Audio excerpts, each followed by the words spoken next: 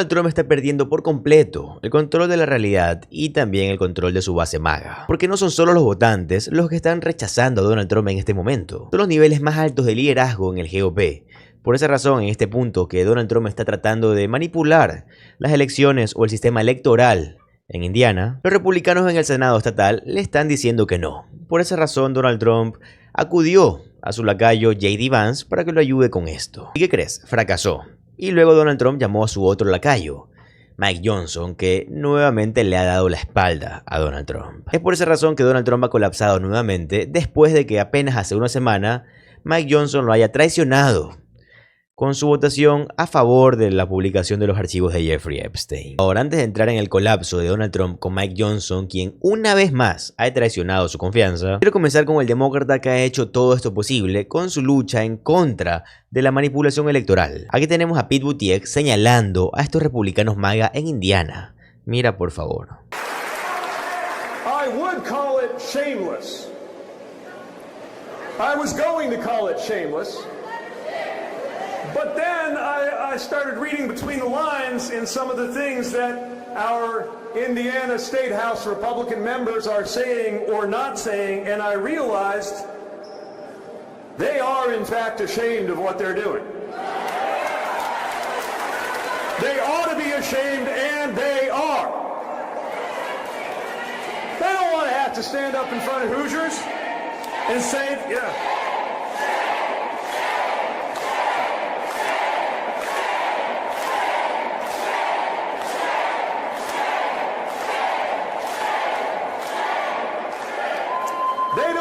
To stand up in front of the people of Indiana and explain why, of all of the things they could do with the power that they have gained by being in these offices, that this is what they did. They don't want to answer for being controlled by Washington like this. And so, they're hesitating. Even with all the pressure coming their way from Washington, a lot of them haven't quite committed to doing the deed. And that's where we come in.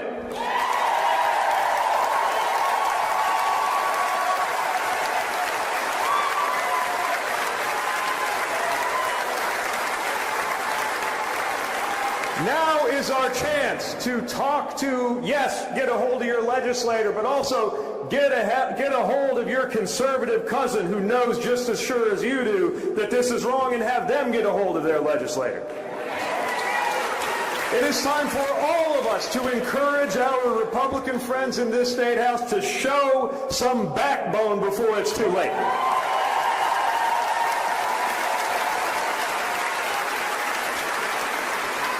Because they could still do the right thing. And if they do, we should give them some credit for it. I mean, it's a low bar. Refrain from cheating is a low bar. La razón de por qué Donald Trump es tan impotente en este momento, aparte de su evidente deterioro cognitivo y físico, y también aparte del hecho de que hay demócratas como Buttigieg que están haciendo un excelente trabajo en su contra, es que ahora los republicanos que le tenían tanto miedo a los ataques, a las amenazas, a las publicaciones de Donald Trump, actualmente ya no le tienen tanto miedo. Claro que aún tienen un poco de preocupación por las decisiones de Donald Trump, pero están más preocupados por las elecciones generales que por las elecciones primarias. Por eso, cuando Donald Trump ataca a los republicanos con una amenaza como esta, el resultado es el esperado. Donald Trump escribió recientemente en Truth Social: estoy trabajando con el gobernador Mike Brown y los republicanos de Indiana para ganar 2 escaños republicanos en el Congreso. El gobernador, un buen hombre, debe de cumplir con esto o será el único gobernador republicano o demócrata que no lo hizo. Gané en Indiana por un margen aplastante, la mayor cantidad de votos jamás obtenida en el estado. ¡Qué honor! Un senador estatal Reno, Roderick Brain, que no se preocupa por mantener la mayoría en la Cámara de Washington, D.C., es el problema principal. Pronto será un problema en las primarias, al igual que cualquier otro político que lo apoye en esta estupidez. Gracias por su atención en este asunto. Este tweet solía ser una pesadilla para los republicanos. Solían despertarse con miedo por las madrugadas, pensando que Donald Trump les podía hacer esto. Pero la diferencia ahora es que Donald Trump ya no tiene ese poder de capital político. Este problema de Jeffrey Epstein, este escándalo del encubrimiento de los archivos de Jeffrey Epstein, lo han consumido todo. Y Donald Trump ya no puede dirigir a su base MAGA como solía hacerlo con regularidad. Así que llamó al vicepresidente J.D. Vance y no funcionó. Y ahora está llamando a Mike Johnson. ¿Pero qué crees? tampoco está funcionando y esto tiene fuera de control a Donald Trump. Mike Johnson dijo que se reuniría con los republicanos de Indiana en medio de la lucha por la redistribución de distritos. Un portavoz de Mike Johnson no respondió de inmediato a una solicitud de comentarios. El político informó la semana pasada que Johnson llamó al presidente del Senado de Indiana, Roderick Bray, el miércoles pasado después de que Bray, cuyo grupo en gran medida se ha resistido a la redistribución de distritos, dijera que los republicanos del Senado no se reunirían para avanzar en nuevos mapas. En la llamada, Mike Johnson expresó la importancia de mantener la estrecha mayoritaria republicana en la Cámara antes de las elecciones de medio término. Según Bray, los republicanos de Indiana están considerando redibujar el primer y el séptimo distrito congresional, lo que potencialmente le daría a Mike Johnson 2 escaños adicionales. Pero a principios de la semana pasada, Bray cambió de rumbo, diciendo que el grupo tomaría una decisión final sobre la redistribución de distritos cuando se espera que se reúnan el 8 de diciembre. Aunque varios republicanos de Indiana cercanos al proceso, que hablaron bajo anonimato, dijeron al político que creen que el Senado aún está a unos cuantos votos de tener apoyo para el asunto. Y con todo este caos alrededor de la votación de Jeffrey Epstein y el fracaso de la manipulación electoral,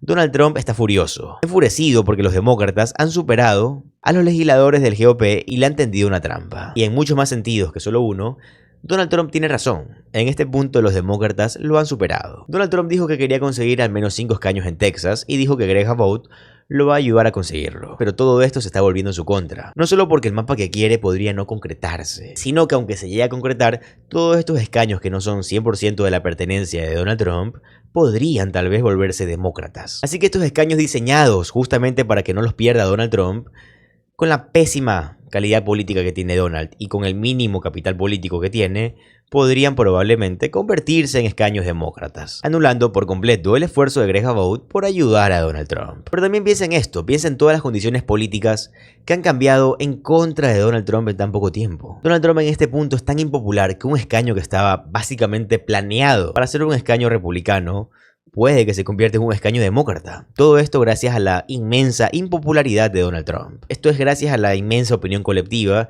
y esto es algo que nunca antes habíamos visto.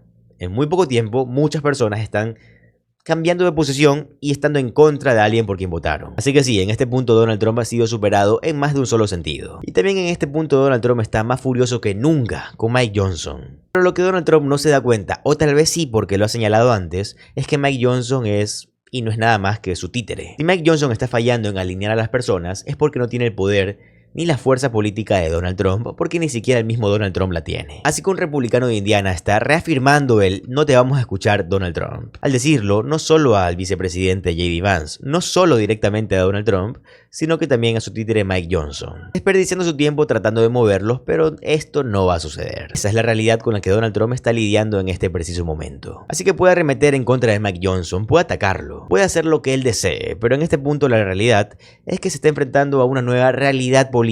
Y esa es una en la que ya no puede manipular a los republicanos como solía hacerlo antiguamente. I didn't know it was going to be. I mean, the first poll was 38%, just to underscore that. And again, because I, like many, agree with you, support independent redistricting. But you can't do it state by state with one arm tied behind your back. You can't unilaterally disarm as other people are not playing by the rules. Donald Trump and Republican governors across the country, governors not just in Texas, but you're seeing what happened in Missouri. You see what happened in North Carolina. Obviously, it's going to happen in Indiana, likely, and then Florida. They're not screwing around. They're consolidating power. And we were sitting there, and I think Donald Trump did not expect what Californians did. He thought we would try to win an argument by writing an op-ed. Maybe express disdain and concern about the country. I don't Well, that is expect the Democratic Party of. Yeah, of old. And I think that's the bottom line.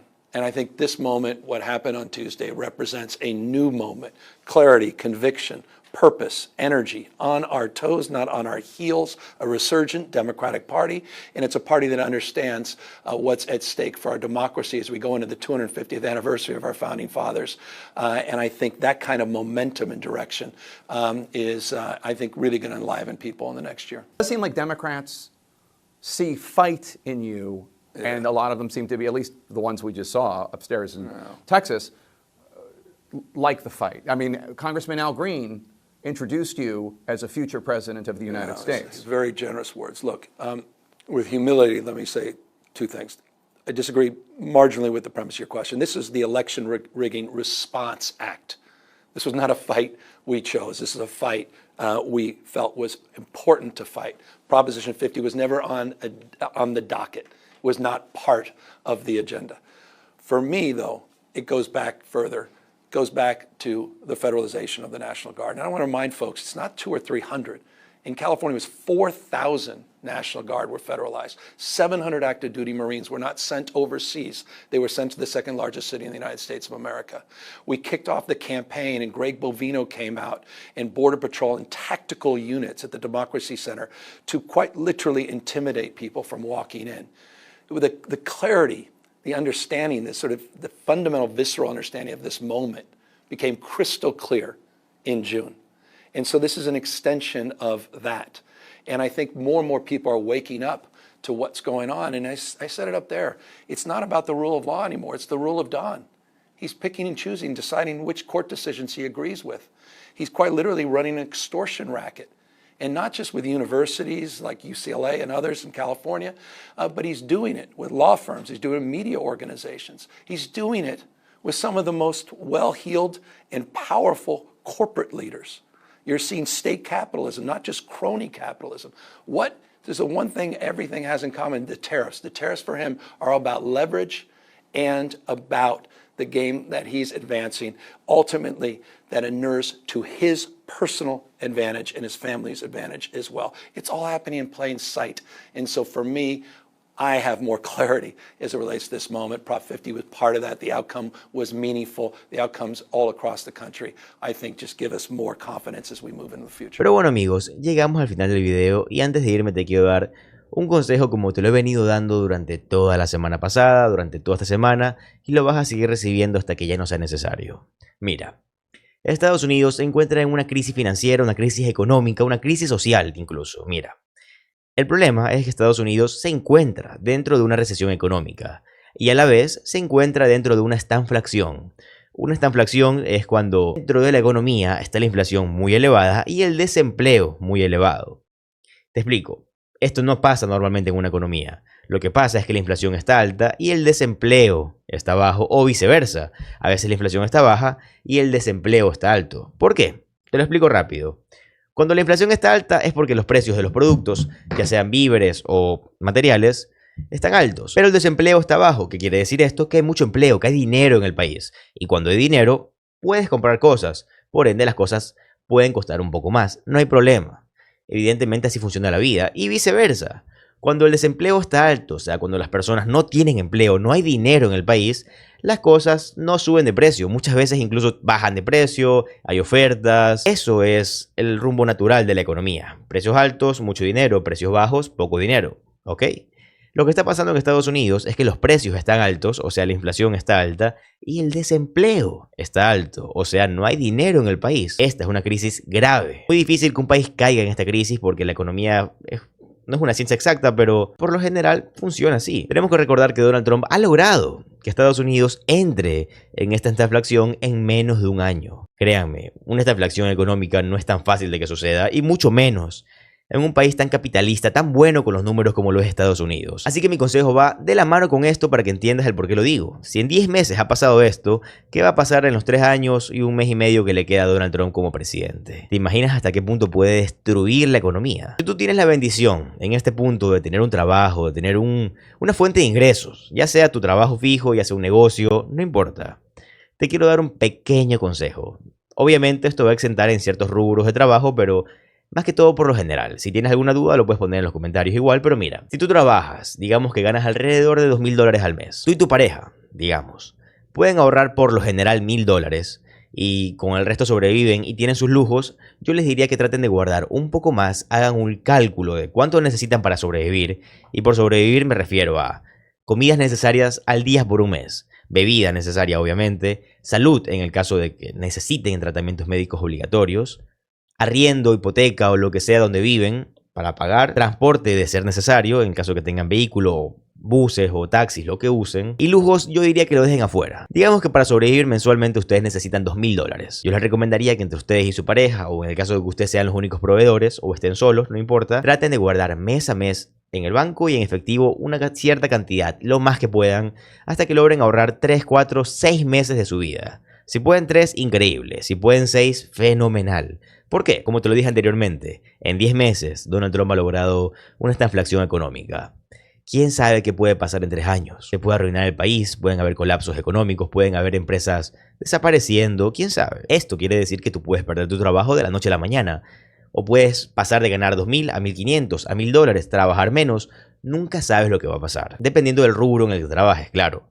Pero el punto es, si el día de mañana te llegan a despedir y tú tienes 6 meses de dinero ahorrado, ¿qué va a pasar?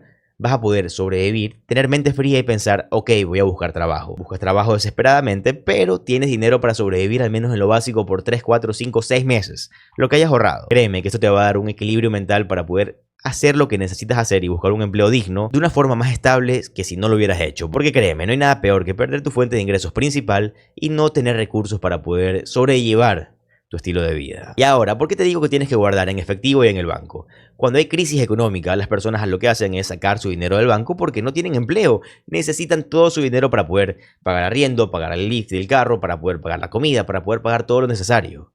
¿Qué pasa con esto? Si esto pasa en gran cantidad como pasó en el 2008, búsquenlo para que lo vean, 2008-2009, de hecho 2009, que pasó la gran recesión. En este tiempo pasó una crisis económica, una crisis inmobiliaria gigantesca, los bancos colapsaron por lo mismo.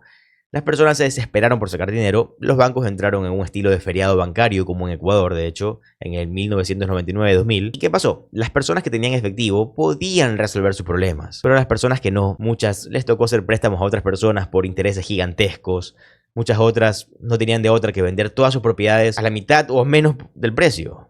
¿A quién se la vendían? A personas que tenían capital físico. Hubieron casas que valían $100.000 que se vendían a 10.000, a 15.000. ¿Por qué? Porque en esos puntos de desesperación más vale un pan que un carro. ¿A qué me refiero? Que cuando hay crisis, las personas empiezan a vender desesperadamente para poder alimentar a sus familias, que es la prioridad. Ahora, si tú me hiciste caso, bueno, no caso, pero tomaste este consejo, puedes salvarte a ti y a los tuyos. Créeme, ahorrar puede ser el método más efectivo. Ahorrar, claro, en el banco y ahorrar en efectivo, porque como te digo, nunca sabes lo que puede pasar.